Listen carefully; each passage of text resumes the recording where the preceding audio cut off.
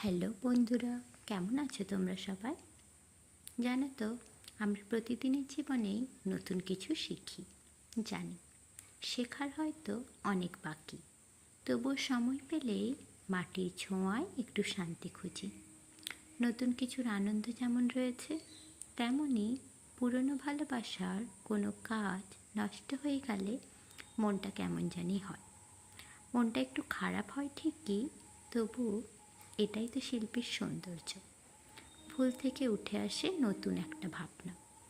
আজ যেমন কদিন আগের তৈরি একটা প্রজাপতি হাত থেকে পড়ে গেল হঠাৎ করে, কিন্তু সেই ফুলটা আবার জায়গা করে নিল একটা নতুন কাজের মধ্যে।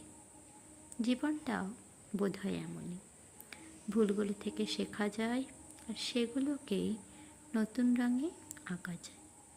এই টুকরো টুকরো কাজের মধ্যে আজকের ক্রিয়েশনটা মায়ের জন্য। মায়ের অনেক দিন ধরেই আবদার ছিল সবার জন্য গয়না বানানো হলেও মায়ের জন্য তেমনভাবে কিছু তৈরি করা হয়নি। তোমরা জানিও এটা কেমন লাগলো। এরপর তোমরা জানিও তোমরা কি নিয়ে নতুন জুয়েলারি ভিডিও দেখতে চাও। যদি ভালো লাগে তবে একটা লাইক, কমেন্ট আর সাবস্ক্রাইব করে দিয়ে আমার পাশে থেকো।